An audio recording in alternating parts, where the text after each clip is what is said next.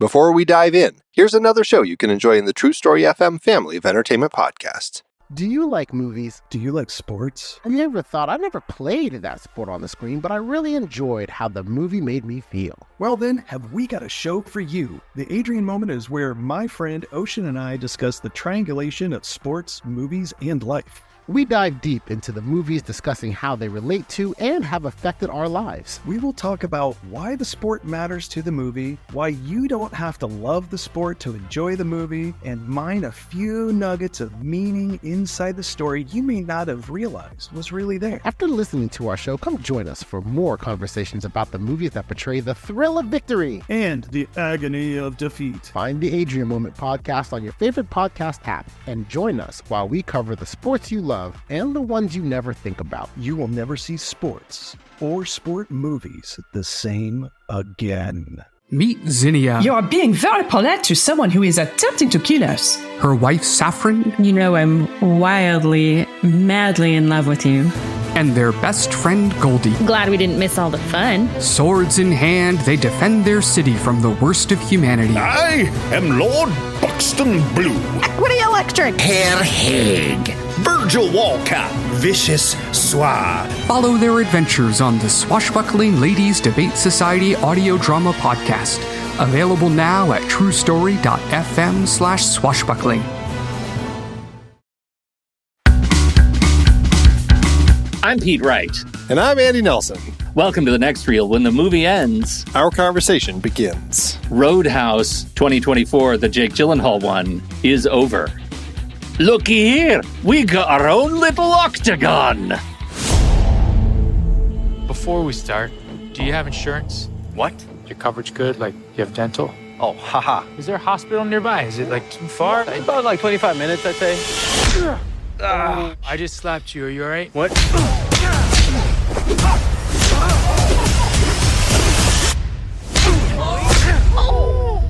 So you like to fight? You ever win? No one ever wins a fight.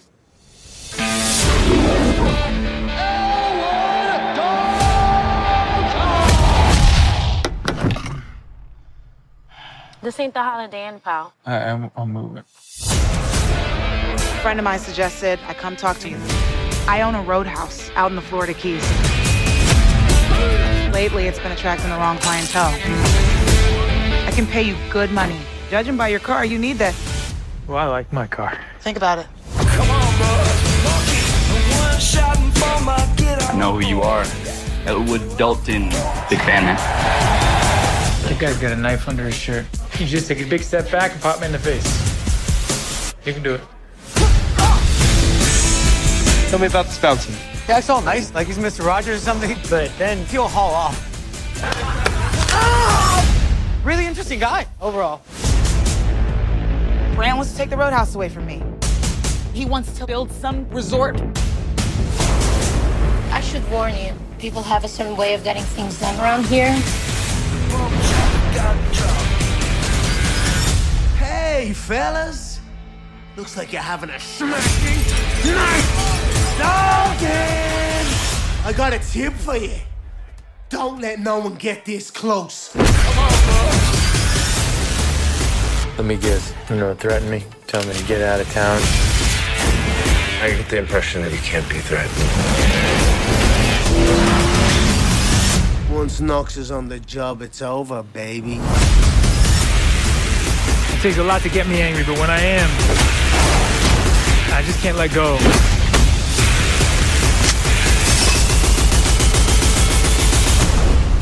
People seem a little aggressive around here.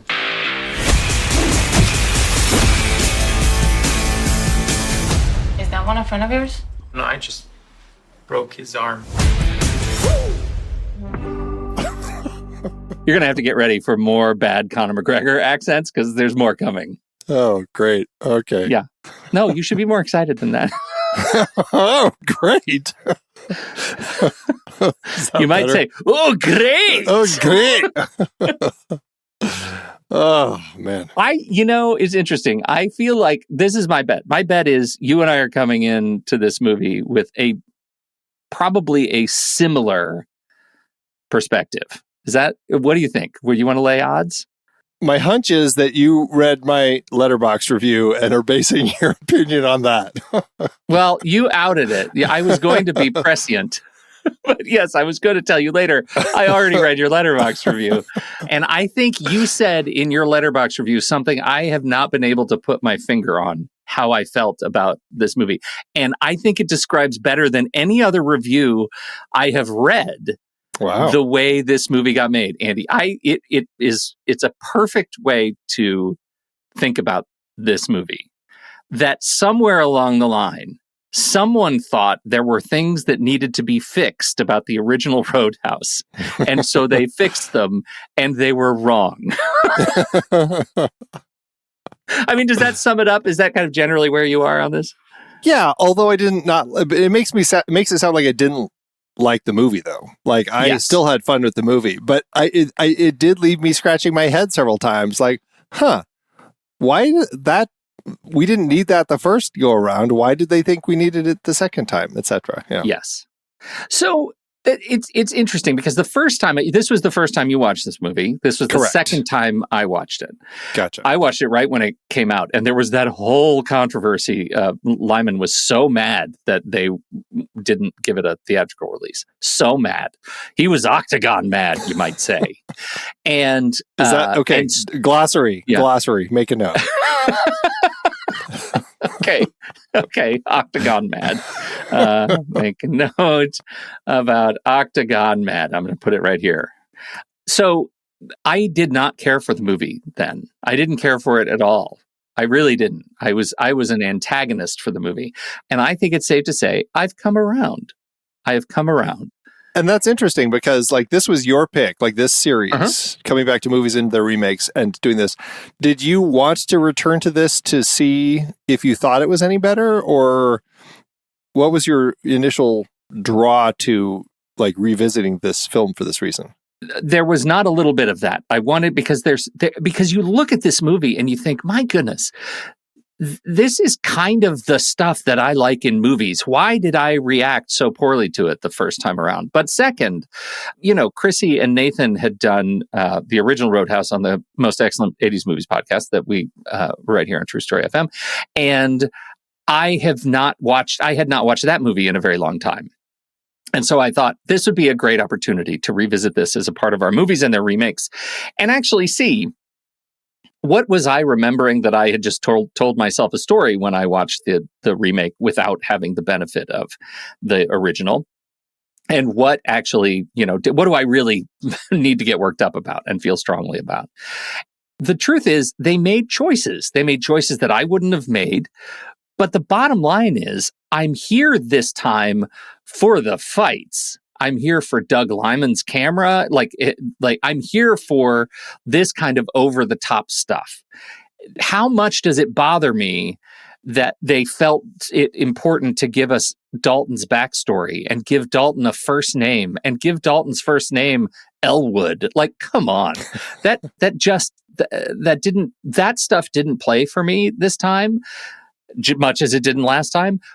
But the sum of the movie, does it succeed doing what it sets out to do, be an action movie about that fills the archetype of the rogue Ronin coming into town to clean up the mess and protect the villagers? Like, it's another Seven Samurai. It's just one of them. It's a spinoff. It's the Blackpink version of like one of the samurai come around. And on that front, it actually works. And I think Gyllenhaal, the first thing out of the gate, does Gyllenhaal fit the bill as our protagonist? I think the answer for me is ultimately yes. And once I'm on that train, the rest of it just kind of falls in line. I think that's a great way of describing it. I think Gyllenhaal, so much of the first movie really held together because we had Patrick Swayze at the core. Swayze, especially at that point in the 80s, had already kind of like that Zen dancer energy that he was bringing to his projects. And you definitely see that in a number of them. And here, or in that film, he was doing Tai Chi, and everything was like his whole philosophy. Like, he had a philosophy about how to work as a bouncer or a cooler, as he was. So you walk into this film and Gyllenhaal is already kind of filling some big shoes, taking on that Patrick Swayze role, but he brings his own. I mean, Jake Gyllenhaal also has kind of this kooky energy about him, Yes. and he's got those big eyes, and he can be so like the smiley and charming. And there's this way about him that is incredibly just easygoing and light. And I think he kind of taps into that quirky congeniality that he has and just makes like that whole be nice philosophy from the first film just kind of becomes his own personal essence. And he's just always like super friendly, nice. The way that he does it, he doesn't espouse that philosophy or have a training session to teach everyone about it. But at the same time, he's living it from the beginning, from jump. He is that character, and it plays. I thought it played really well, and it worked as it evolved, especially up to that turning point when suddenly he's just like, cross the line. It takes a lot to get me mad. Well, I'm there now. And I thought that was a nice shift. Did that work for you? That transition worked for you as his character pivots? Yeah, it did. It did. I thought it worked. And, I think that it also worked in the way that the relationship evolved, because we get to that point in the first film where, she closes herself off to him because she sees what he is. He rips people's throats out and everything, and doesn't want any of that. And then, of course, they come back together. Here, she sees what he's capable of, the two supposedly dead bodies lying on the floor of the bar, and they don't get back together. He does get on the bus. He does leave town at the end of the film. And I thought that was actually a logical progression for this character from 89 to now, to see him as that, as you said, you don't want to get to know me.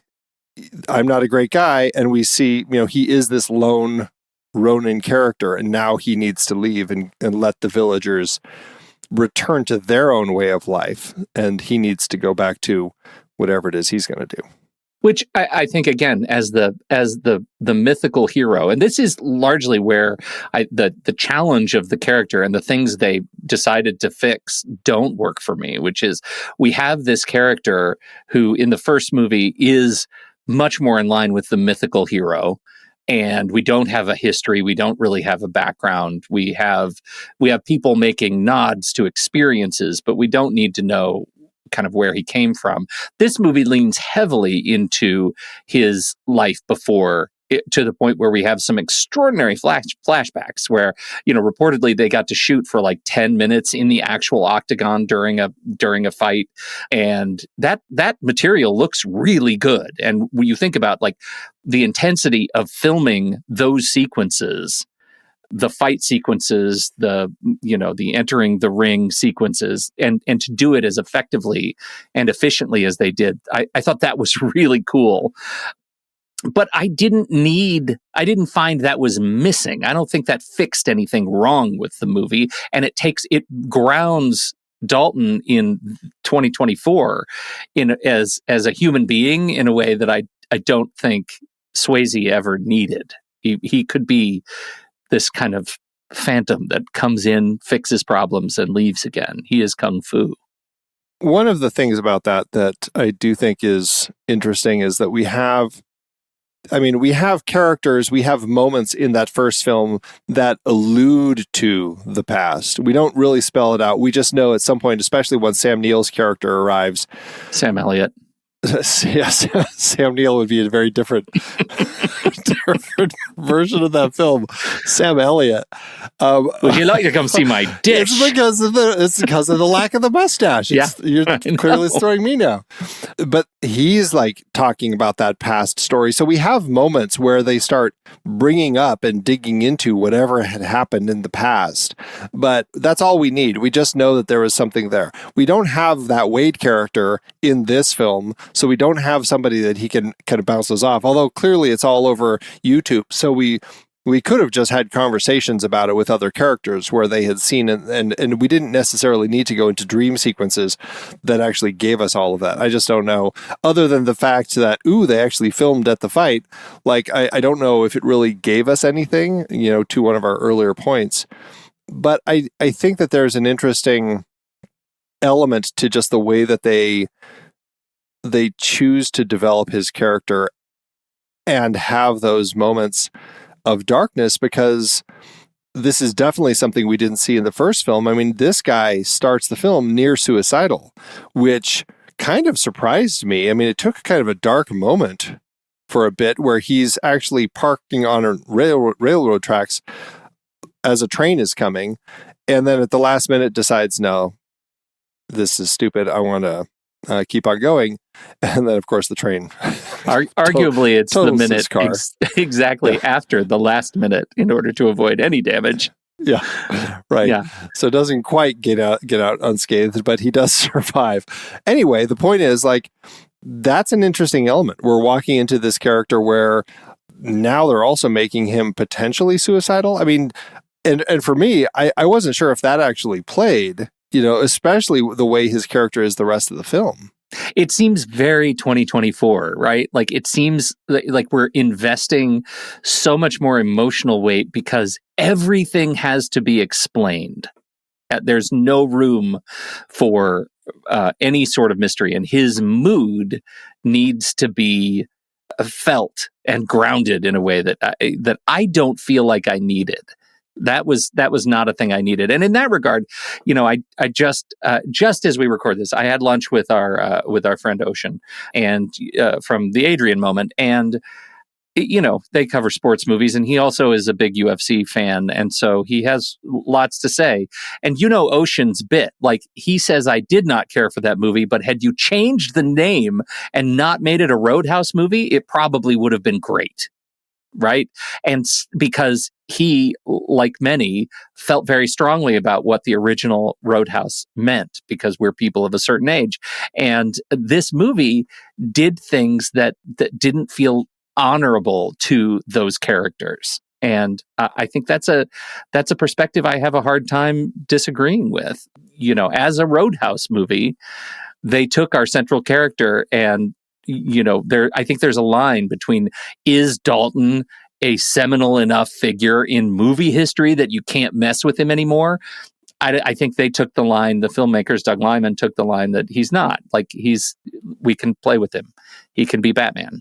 I think most filmmakers would argue that it's their right to do that if they're doing a remake. Yeah. And, I mean, I honestly don't have a problem with virtually everything or anything in the film. I mean, I questioned some of their decisions to change things, but in the end, I still think that they made a really fun movie. Yeah, like, it didn't make sense to have Dalton have that suicidal moment early in the film, but still, like, I liked Jake Gyllenhaal. I thought his development as the character was interesting.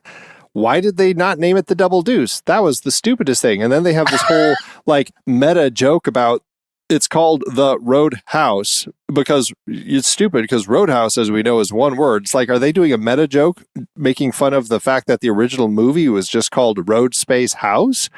Like, it was like, they have these moments. Somebody felt strongly about that right. in a way that I never did. Yeah. Can I ask you a question, though, on that regard? What did you think of Jessica Williams? Because some of these scenes, like that, for example, felt to me like ham-fisted attempts to allow her to do funny work. And this does not feel like an opportunity for Jessica Williams to be funny in this movie. I thought she was fine in the film, and I guess I didn't think of any particular funny beats, because those conversations, it's not like she was being funny. They're having a scene about a funny thing with the name and her funny uncle and how he named things like the Roadhouse, the boat, the obvious names for things. So I didn't look at her character and what they were doing with it as trying to give her more comedic moments. It's hard for me not to see her and not imagine her in comedic moments, because I think she's a very talented performer.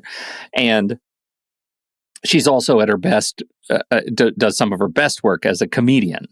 When she is being a funny character, I think she just shines. This movie, she was fine. And it felt like they didn't quite know how to use her in this movie at her best. I don't think she was miscast. I just think she was underutilized. Well, that's like saying Kevin Teague should have had more screen time in the first film. That's what the role is. You know, I mean, he was an actor of name at the time, kind of a character actor, and had been in plenty of things. Could you argue that his part was too small? Like, I think it fits the bill, and it is what it is. I'm not saying that her part was too small. I think her part was perfectly sized. I think the part was too dramatic for the casting. Well, I guess I don't know her from comedic work as much as you do. Like, I thought of her as like, oh, that person from the Fantastic Beasts movies. Like, you know, so I come at her from a totally different perspective. Yeah. And so I think to that end, I guess, you know, she's just showing range. She's given the opportunity to different types of projects. Yeah, that's very true. Yeah, we should put together some Daily Show clips from her time on staff there, or, you know, her work in Shrinking is fantastic because it's range, but it's also really leverages her comedic prowess. She's just very funny. Yeah, I have seen her in funny, and like she was the teacher in Booksmart. So yes, you know, funny. There are times, yeah. But it's like, yeah, it's an actress who is given opportunity to be different types of characters. So yeah.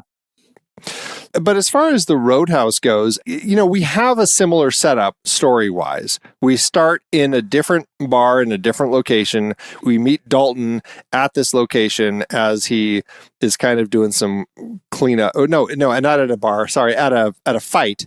He goes to this fight, and she's trying to find this guy at a fight, and decides not to go with the guy she'd been told about, but about Dalton, because he was so well known that just the fact that he was who he was, the other person backed down from the fight immediately and didn't bother fighting. So that's the setup. And that sets her off on going, yes, I want to hire you. And then, of course, the whole suicide thing, which triggers him to say, you know what, I'm just going to go down to the Florida Keys and I'm going to do this little cleanup job at Frankie's Roadhouse. And then we kind of, you know, get into this job of him doing the work. And it starts similarly, where the first time it's just him sitting there watching everything going on until it kind of gets to a point where he jumps in and takes care of stuff. And that's right out of the gate with kind of these tough guys that come into town. So as far as that kind of like that similar setup for this story, because there definitely are some other changes. I mean, how does that play as far as the way that they're remaking it for you? It plays fine for me. It really does. As much as I did want at least a cameo of a giant monster truck in this movie, I think that's one thing that they broke.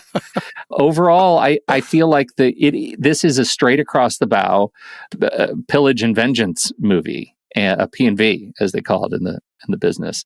Someone comes to pillage, someone gets vengeance. P&V. That's going to be a thing. We're going to take that to glossary new heights.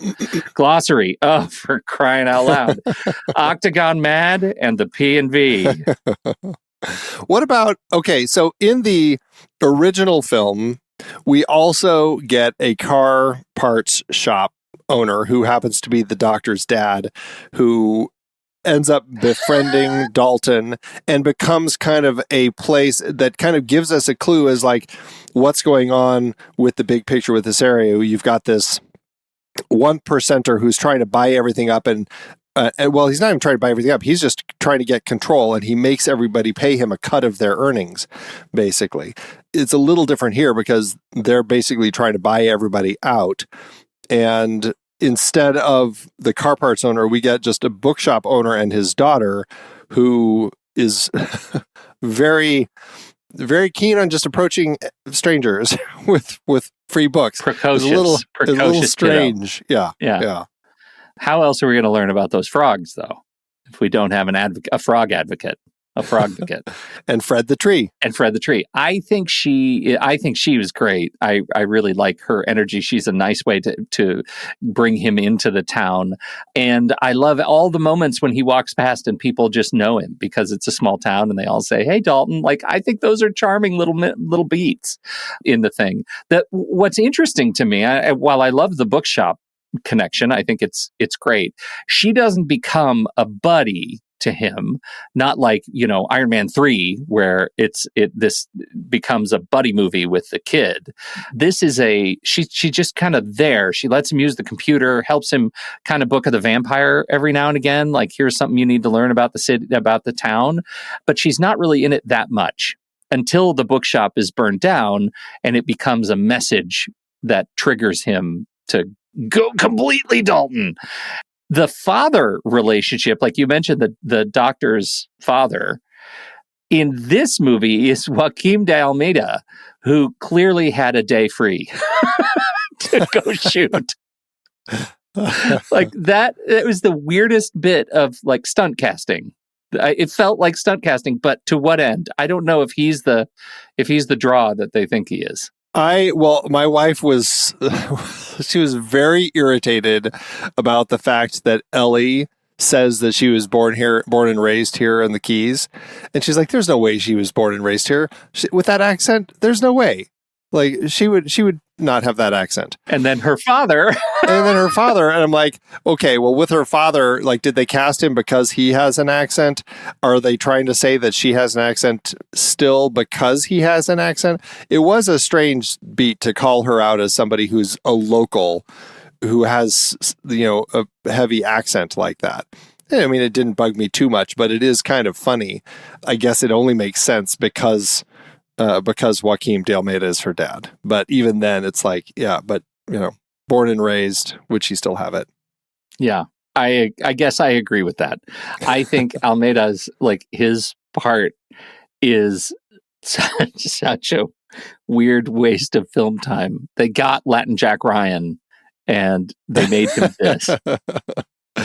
It was odd to have him in this, but only because I was trying to figure out, like, so, and this was another of those changes, like, where they're like, well, we should fix it. We want to, like, we need to bring in more of the fact that the cops are owned by these people. Because they talk about that in the first movie, how, they own the politicians, they own the cops. And here it's like, well, we need to show that. So instead of the local car parts owner, let's let them be their own thing, and we're going to make it the sheriff, so now we can tie that in.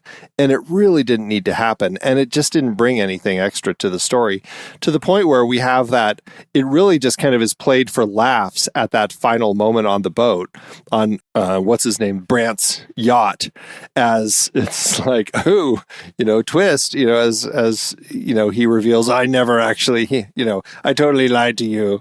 And then and Brant is like, well, I actually lied to you. And it's I don't think it helped that much for the story to have all of that. I don't think so either. I think that it just didn't play quite as well as maybe they expected.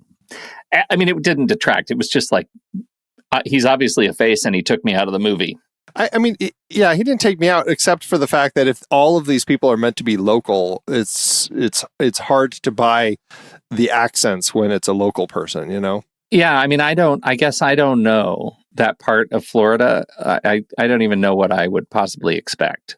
Well, I guess I would just think that if like you're born and raised in a place, you kind of have that accent, as opposed to, I mean, I guess her father, had he actually come from Portugal, then you could buy him having that accent still over time. But anyway, minor point.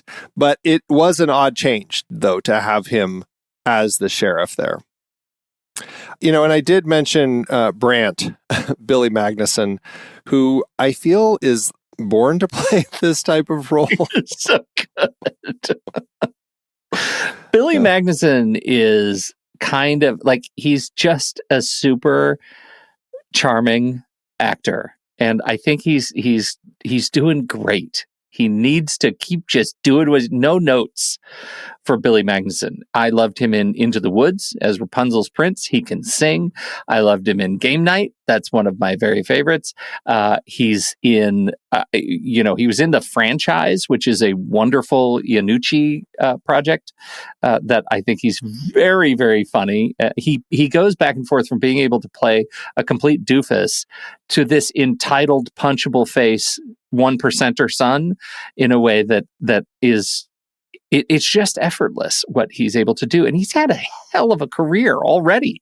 Like he's been in a ton of stuff already. And every time I see him, I'm surprised. Like, we should keep an eye on that Billy Magnussen. But he's been around for a long time. He's just ages incredibly well. Yes, he does. He is fun in the role. I think that he works as the main villain, I guess, But of course, that leads us to Knox, Conor McGregor, who comes in, hired by Brant's dad, who's still in prison. Who played Brant's dad? Do we know who the voice was? We never meet him. No, I don't know. And we only hear the voice when he calls Knox, right? Yeah. Yeah, I'm not sure. Real-time research. But Brant was fun. Like the shaving bit and everything. Like it's very stereotypical, the way that they write the character, the way that he plays the character. And I don't know, sometimes I'm more bothered by such stereotypical stuff. This was a movie where I thought it all played into exactly the essence of kind of the 80s film. And so, I didn't really have problems with it. I thought, it's playing into the stereotypes in a way that made it fun. He's one of the things, and I'll just say, like, it looks like Gerald Brant's, that's the dad's name, has not yet been disclosed who the voice was. That means it's probably Doug Liman. Exactly. I actually thought Conor McGregor, this is one of the things that I actually didn't care for the first time around that I like much better this time. And I think it's because I let go of any expectation that a movie that isn't a cartoon should probably not introduce a character that is a cartoon. I think Conor McGregor is so over the top in this movie that he was on first viewing a real turnoff. Interesting. For me. And now I love him. I've completely turned around. That's so interesting. I can't imagine walking out of this movie feeling like he was a turnoff, because he was so over the top and goofy in his super smiley way. Weirdly, and I don't know if it was a decision to say Jake Gyllenhaal smiles great and it'll be fun to have him smiling through all this stuff. Let's make sure that Knox is also always smiling, because it really weirdly puts you off when you have like such a tough person who is your villain, who just is beaming always. And it was to the point where it was funny, especially because, we meet him in some Latin American country where he's just finished leaving a situation where he was apparently caught screwing a married woman, and he just is running off completely naked through the town, and gets the call and has to find some clothes, and we cut to the moment afterward and everything's on fire and he walks away in his new duds. It played for great laughs. Like, it was super well crafted and designed. I had so much fun with him. I could have had even more of him. I don't think we can talk about him and his portrayal in this without at least acknowledging he's a deeply problematic individual and has been arrested a number of times. He doesn't like. He's taken people's phones, sexual assault. In Ireland in 2018 and 19, he was accused of sexual assault. He's just a trash talking. Like, what you see in the movie is pretty much what you get in his real life. And that was a very controversial thing for this movie. And the fact that Amazon and the filmmakers didn't say a word about his this just litany of off-screen controversies was noticeable, I think, for a lot of people. He brings a terrific authenticity to this character of Knox, largely because that's who he is in real life. He just doesn't kill people for money, as far as we know. It's good to point out because you just go to his Wikipedia page and it's just like list of item after item after item after item after item of different incidents where he attacked somebody, hit somebody, accused of racism, driving offenses, God only knows. And then on top of it all, he also announced at one point that he was going to run for the office of President of Ireland. Yes. So on top of everything else, there's that. Yeah, he's definitely in the Joe Rogan club. Like they're apparently friends, UFC friends, and so he's a polarizing individual, and doesn't sound like he's a great guy, and it doesn't sound like he cares all that much. Does he add to this movie? For my money, this time around watching it, I was entertained by him. I had a great time watching him. He was so much fun. And I came into this not really know. I mean, I don't follow UFC fighting. I don't follow any of that sort of stuff. And I don't think he's been in anything else. I think this was kind of his film premiere. Yeah. I mean, he'd been in some documentaries that followed him in his wrestling days and everything. But right. So I just, for a new face to me, like I had a blast watching him. I thought it was a great casting choice. And pitting him against Jake Gyllenhaal, I thought that they just, worked well going toe to toe. Well, and everything I've heard from Gyllenhaal's perspective is that he was an enormously generous, scene partner. And yeah, he's a big guy, in personality, but he was always willing to slow down, to help teach, to train, to make sure the fights, to his best, the best of his ability would feel authentic. And that has been a controversial point about this movie. There are the degree to which people find the fights not looking that great. And I think there are sequences that I did, I had said when I first saw the movie that it felt like in that big final fight, there was a lot of telegraphing of punches and things that just felt less improvisational and much, much more staged. I was kind of down with it this time around. Like I saw the same stuff and I actually was able to let that go. I can see people's issues, but I also think that's Liman's style. Or I should say he's evolved his style because it's funny. I mean, we talked about him, we've talked about it a number of times, but way back when we did the Bourne trilogy, he did the first one.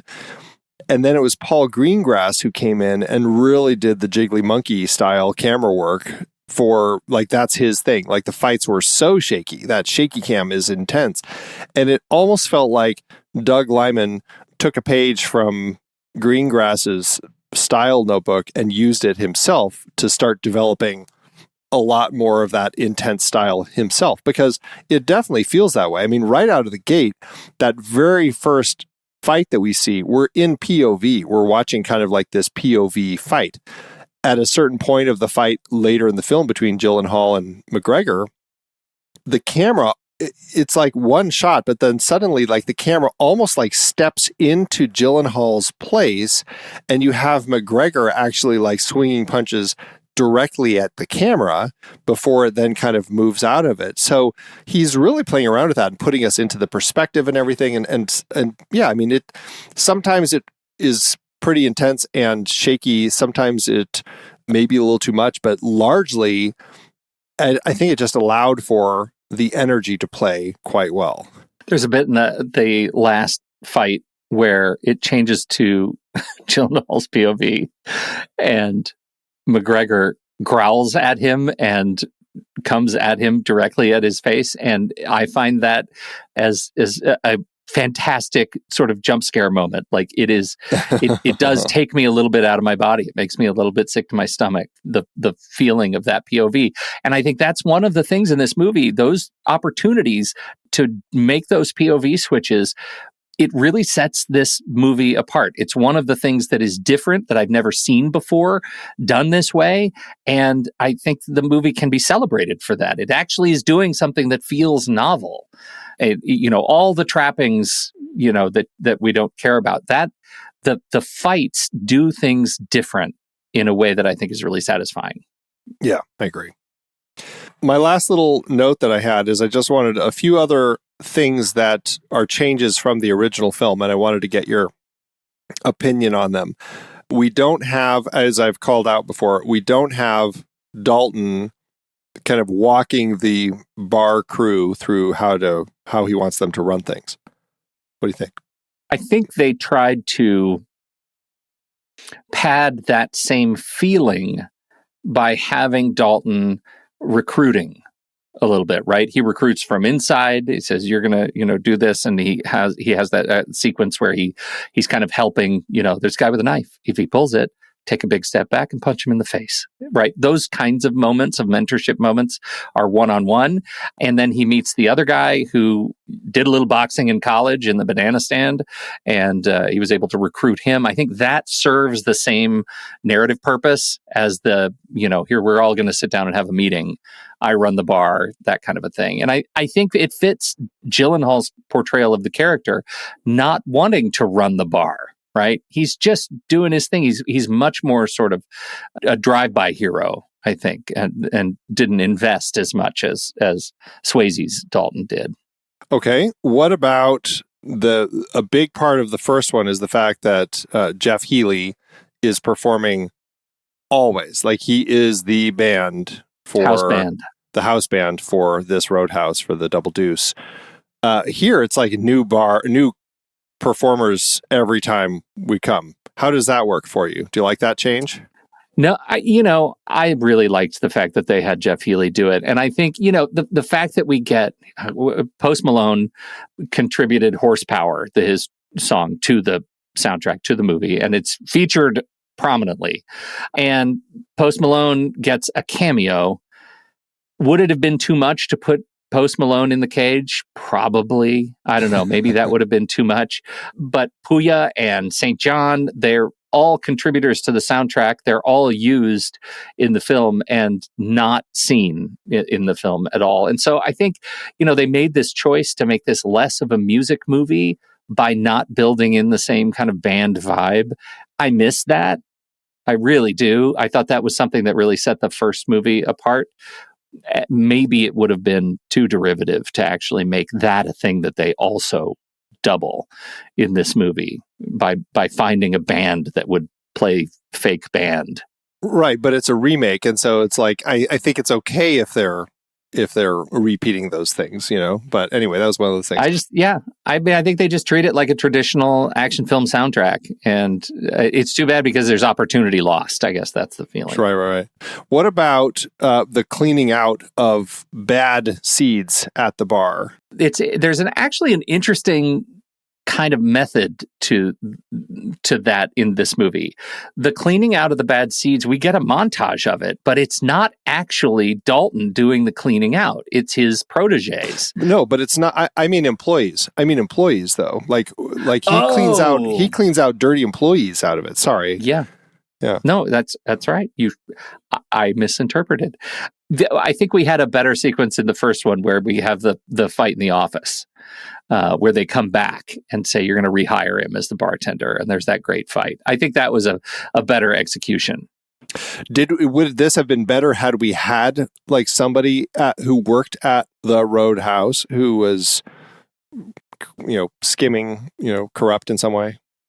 I don't know. Maybe that just feels weirdly outside of the scope of this movie, where they clearly, I think by putting the people and the actors in the parts that they had in this movie, wanted to create a much more sort of familial atmosphere with they're not employees. They're all in it together. They're all rebuilding the bar after the car goes through it. They're all, are you open? Well, yeah, we're open. I know we don't have any liquor and tables, but sure.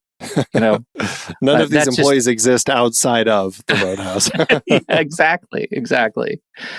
And we didn't talk about the Joel Silverness of it. Do you have a stance on the Joel Silverness of this movie?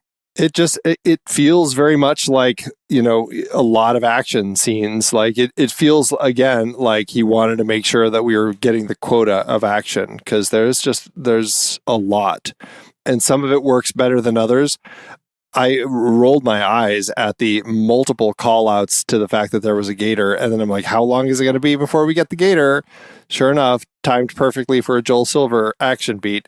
So it plays exactly like you would expect with the Joel Silver movie.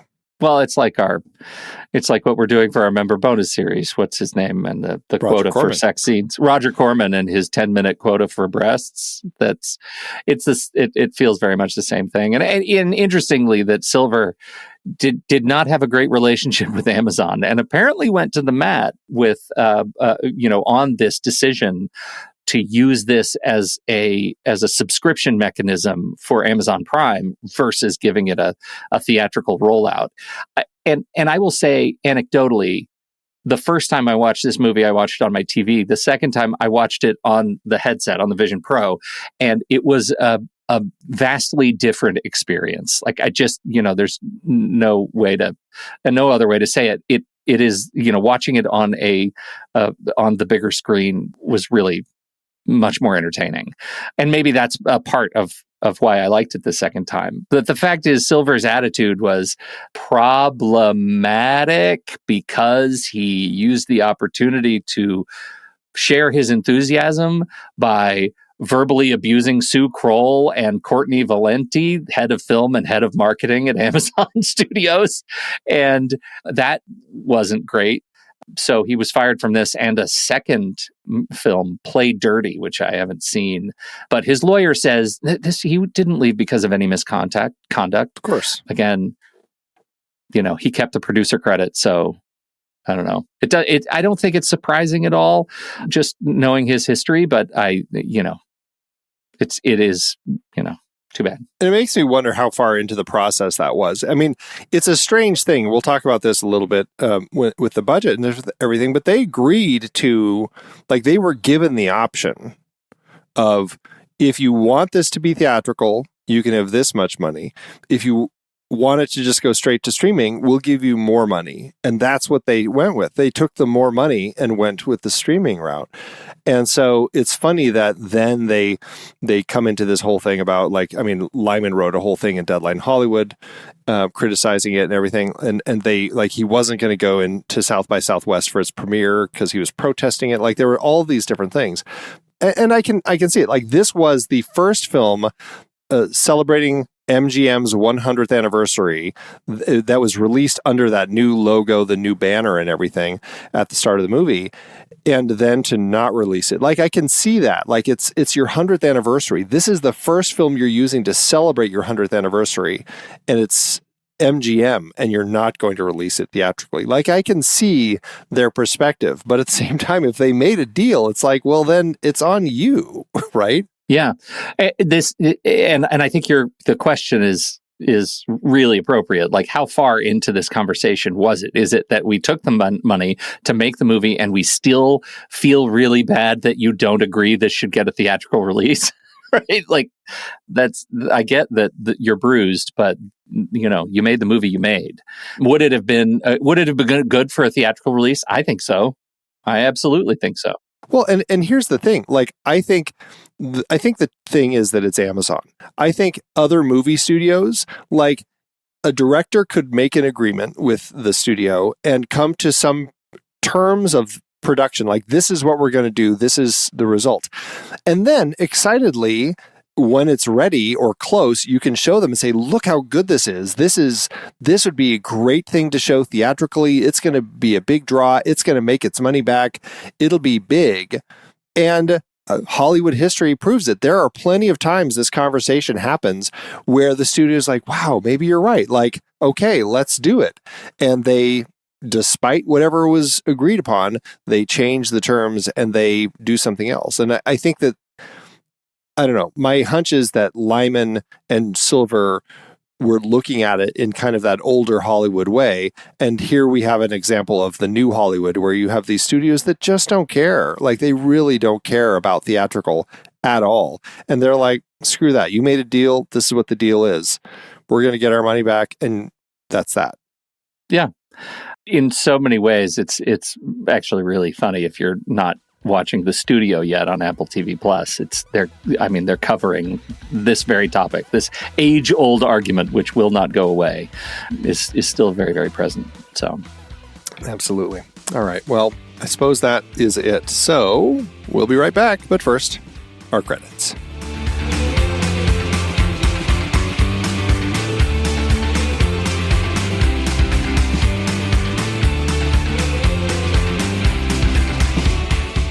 The Next Reel is a production of True Story FM, engineering by Andy Nelson, music by Everett Z, Razberg, Russo, Oriole Novella, and Eli Cap.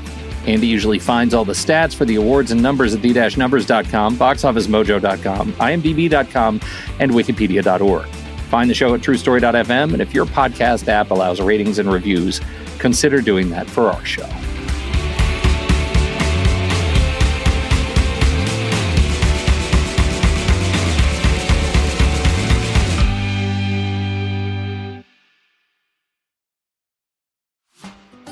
Imagine you've just moved to the Florida Keys, ready to embrace the laid-back lifestyle and soak up the sun in a tropical paradise. At first, it's pure bliss, lounging by the beach, watching stunning sunsets, and feeling the warm breeze in your hair. But as the days turn into weeks, you start to realize that life in the Keys isn't all that it's cracked up to be. Work can be a bit slow, and you find yourself with more downtime than you know what to do with. The novelty of living in paradise starts to wear off, and you begin to feel like you're stuck in a never-ending loop of sun, sand, and sea.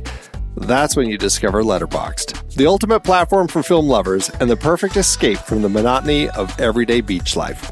With Letterboxd, you can dive into a world of cinema, exploring an endless array of films from every genre and era.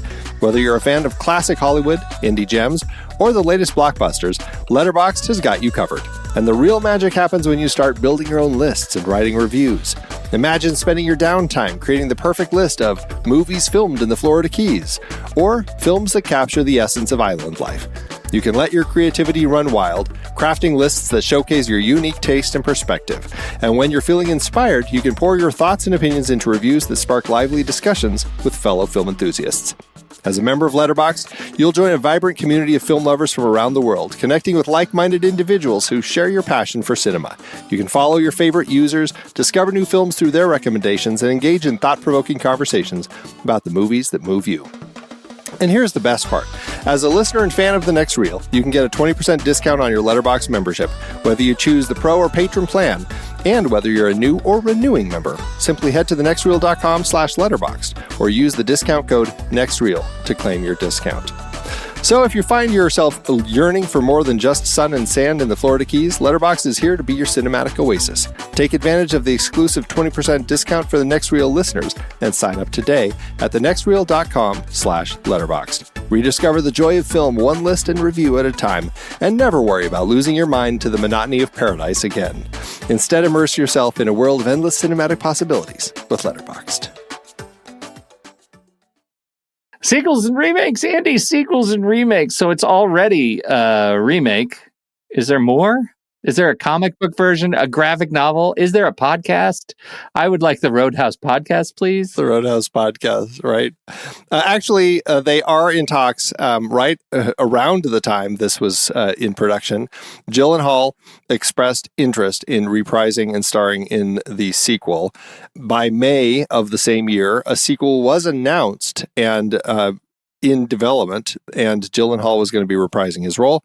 Amazon MGM studio head Jennifer Salke stated, work on the project is ongoing. As of April 2025, so this month, it was reported that Guy Ritchie was in talks to direct the sequel. So they're not necessarily, I mean, I kind of figured that it wouldn't be Doug Liman after the little tiff that they had. So, but Guy Ritchie, that could be fun. It could be an interesting way to go. We'll see. Yeah. That could play. Where do they take him? Do you think they stay in the Florida Keys, or do they find another roadhouse further up the coast? I hope they actually go to the Double Deuce. That would make me happy if they made it to the Double Deuce.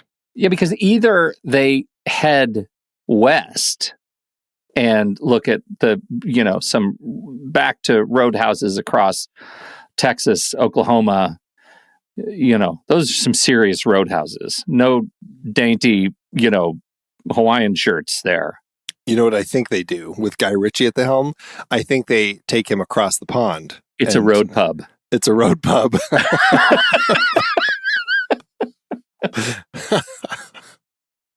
Okay. So you were saying there's another one? Nope. Is that it? Did you finish it? I finished it. Okay. All right. How did it do at award season? It actually had one win with 2 other nominations over at the American Cinema Editors Eddie Awards. It was nominated and won for Best Edited Feature Film Non-Theatrical. So they've actually hit a point with that award where they've created a category specifically for feature films that are non-theatrical. At what point does that happen to the Oscars? Best feature film, non-theatrical. Yeah. It'll be another 30 years given how long it took us to get stunts. Geez, no kidding. Anyway, so there's that at South by Southwest where it premiered. It was nominated for the Headliners Audience Award, but lost to Monkey Man. And at the Michigan Movie Critic Guild Awards, it was nominated for Best Stunts, but lost to Monkey Man, which is interesting because Monkey Man also beat The Fall Guy, which is about stunts. Which is a movie about stunts. I guess Monkey Man's stunts are fantastic. Anyway. Yeah. Well, you haven't seen Monkey Man? I haven't seen it yet. Okay. That's going to be on our series next year. We need to talk about Monkey Man. Okay. You've got so many series to build. Now that, this is going to be a hard one. All right. How to do at the box office. This isn't going to be easy.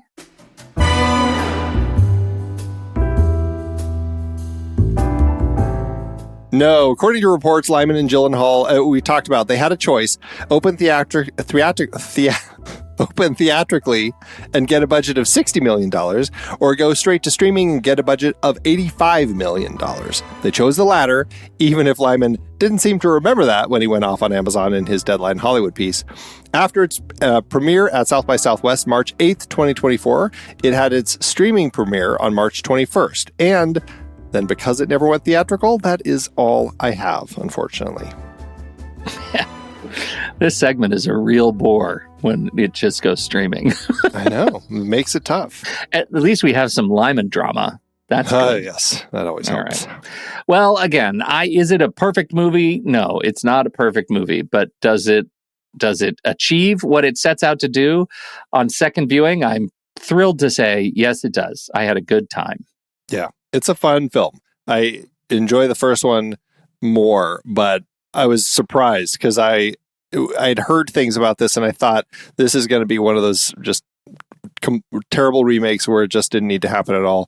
I think that Gyllenhaal and O'Connor are bringing enough to it, and I think Liman has some good energy that they make it a lot of fun. I had a lot of fun with it. McGregor, not O'Connor. McGregor. I was going to say, who's this O'Connor you're talking about? That'd be good if we work that in. Yeah. All right. Yeah. So anyway, I had a great time, and that's it. So we'll be right back for our ratings. But first, inspired by our discussion of the Omega Man in our Disease film series, we are launching a new exploration of Richard Matheson's I Am Legend adaptations. Here's the trailer for next week's movie from 1964. It's The Last Man on Earth. We switch you to the state capitol, where His Excellency, the Governor, is speaking from the Executive Mansion. Further, I have, in conjunction with the federal government, declared this state to be a disaster area.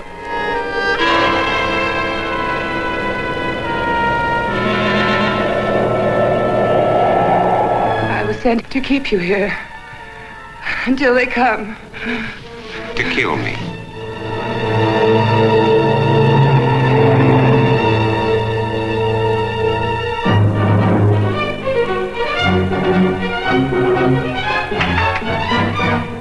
Vampires, alive among the lifeless, that make the night hideous with their inhuman cravings. If they are not destroyed in the flaming pits of hellfire, or staked to the ground in the light of the sun, will the unbelievable become real? A world of inanimate zombies by day, irresistible, horrifying attackers by night. Can a zombie woman's hunger for love repopulate the earth?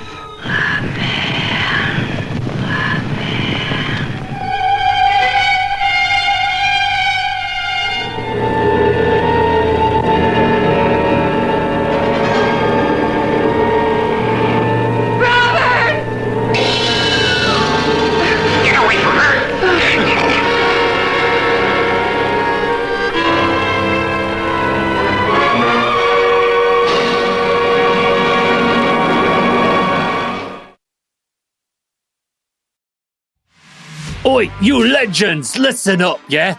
If you're not part of the Next Reel's inner circle yet, what are you even doing with your life?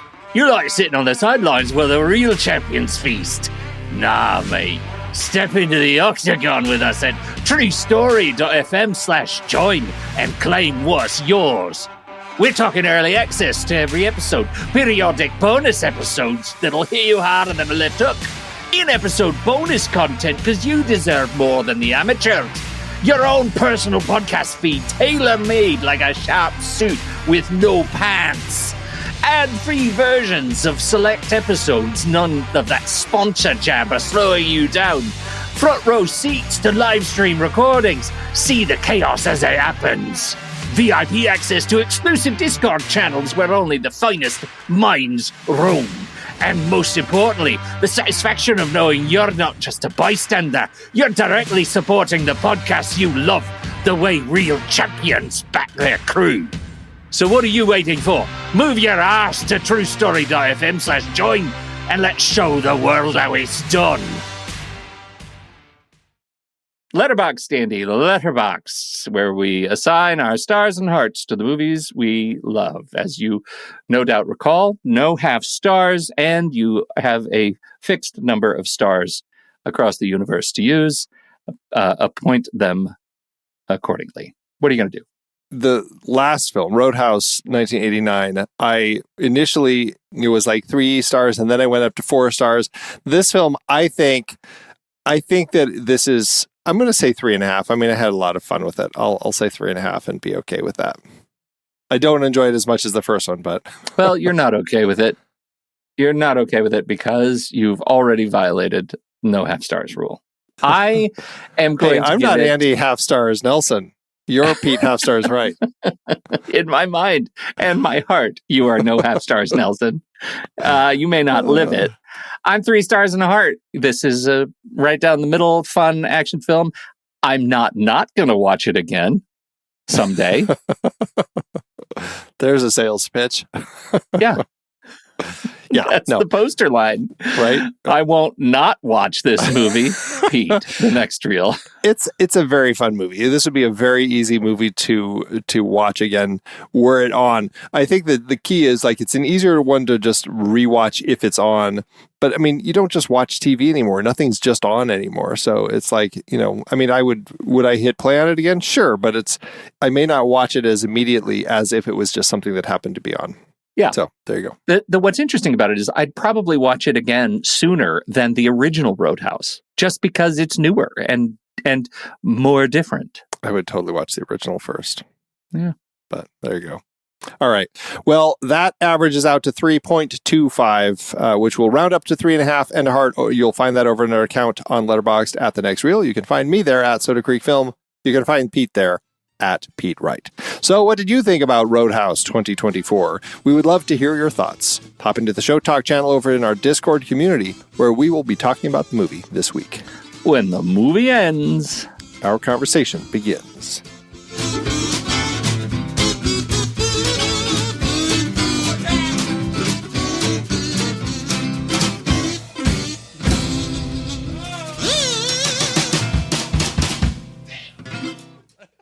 One little note that I didn't even realize, and I was going to call it out. There is, I mean, you mentioned the cameo of the guy at the beginning, Post Malone, right? Yeah. In the Roadhouse, there's also a cameo that I would never have been able to point out to you. Who's that? It's a couple that's dancing, and I'm watching, and my wife is like, "Oh, that's Miranda Derrick and her husband B-Dash," and I'm like, Who? She just made up those people. It sounded like it. Apparently, they are TikTok dance influencers. And so I think that Doug Liman probably purposely, stunt cast them to be in a dancing scene here. I guess also my wife said there's a Netflix documentary about her being in a cult that is all of these different TikTok dance influencers. So. Oh, Andy, I know who these people are. You do? Okay, there you go. They are dance influencers. I've seen their videos. Have you? I don't have TikTok, so it has to be like reposted somewhere. But I totally know I'm watching them get jiggy with it right now. There you go. We're going to do a little TikTok dance. Yeah. Yeah. So they are in Roadhouse. I'm trying to find a clip right now. Of course, it's on TikTok. So, but yeah. Yeah. So it's just hard to do. All right. They're holding their drinks and they're dancing to the music. Yeah. There you go. Letterboxd giveth, Andrew. As Letterboxd always doeth. Okay. The reviews. Some of the reviews are quite funny. Yes. Why don't you go first? Okay, I'm going first. I'm reading a Matt Singer's full review. You can find at Screen Crush, but here it's 3.5 and a heart from Matt Singer. Roadhouse became a cult classic because it was fun to watch on cable. None of it was hard to understand, or at least none of it made any less sense if you flipped to it halfway through. No matter where you started or stopped watching it, you were guaranteed to see some thrills, some violence, some sex appeal, and probably a couple laughs, intentional or otherwise. While the cable TV movie ecosystem seems to be going extinct, the new Roadhouse would have thrived in it as well. This is the kind of consistently entertaining movie you could happily watch 100 times without ever actively intending to watch it twice. I love that line. By its conclusion, it accumulates the atmosphere of a great bar, a place you go less to get drunk than to soak in the vibes of the music and the regulars. It is so much better than it has any right to be. Okay. Yeah. Well, I'm going to do two from two different people, and they just are a celebration of Jake Gyllenhaal. Here you go. 2.5 stars from Sophie, who says, Jake Gyllenhaal, please go back to playing weird little freaks. Your eyes are still so full of untold horrors and dread. I know you can still do it.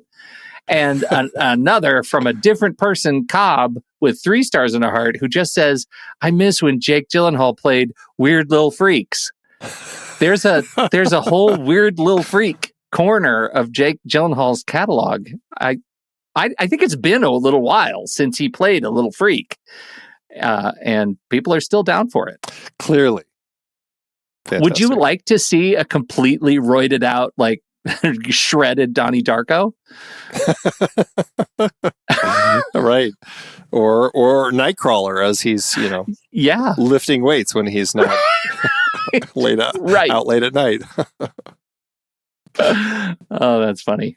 Yeah, thanks, Amazon. Wait, Letterboxd. Well, thanks, Letterboxd. And Amazon, you did great, too, bringing this movie, too. And, Jake and Joel, sorry about the job, man. Stop being a dick. I'm done. Oh, good.